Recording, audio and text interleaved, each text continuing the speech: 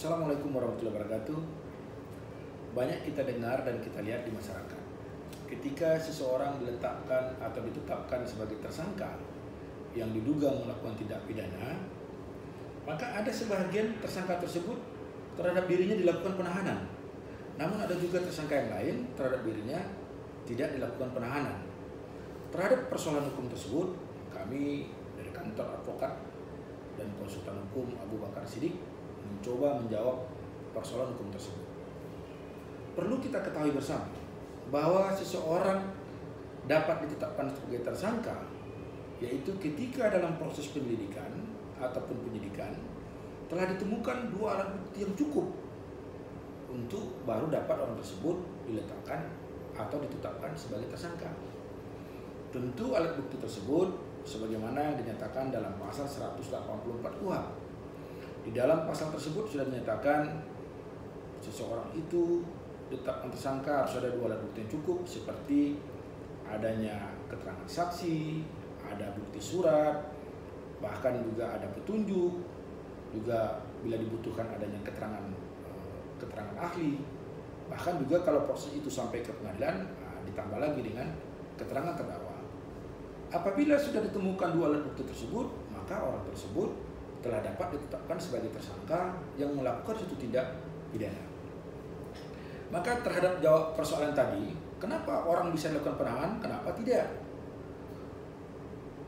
Suatu tersangka dapat dilakukan penahanan pertama sekali adalah ketika dia diduga melakukan tindak pidana yang ancaman hukuman pasalnya itu di atas 5 tahun atau terhadap pasal-pasal yang lain yang telah ditentukan dalam KUHP.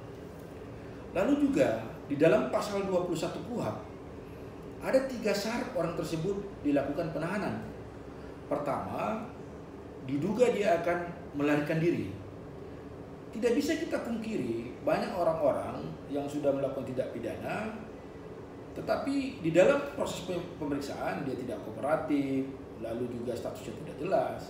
Maka ketika hal itu diduga akan melarikan diri, maka penyidik dapat melakukan penahanan.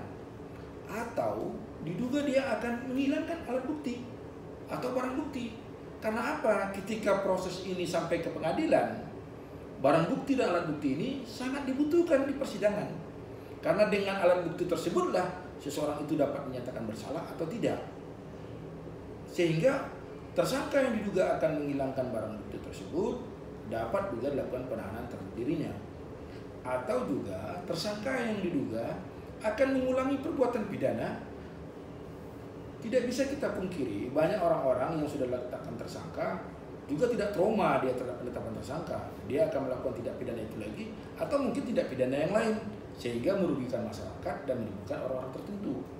Dari 3 hal tersebut, diduga akan menghilangkan alat bukti, diduga tersangka akan melarikan diri, diduga tersangka akan mengulangi perbuatan, maka ketika 3 hal tersebut ditemukan pada diri tersangka, maka tersangka tersebut dapat dilakukan penahanan. Namun apabila ketiga hal itu tidak ditemukan dalam diri tersangka, maka tidak wajib dilakukan penahanan terhadap diri tersangka tersebut. Mudah-mudahan penjelasan hukum ini dapat suatu pencerahan bagi masyarakat dalam menjawab pertanyaan kenapa tersangka yang diduga melakukan tindak pidana tidak dapat penahanan, dan kenapa tersangka yang diduga melakukan suatu tindak pidana tidak dapat dilakukan penahanan. Mudah-mudahan ini semua bermanfaat. Lebih dan kurang kami mohon maaf. Kami sudah dengan Assalamualaikum warahmatullahi wabarakatuh.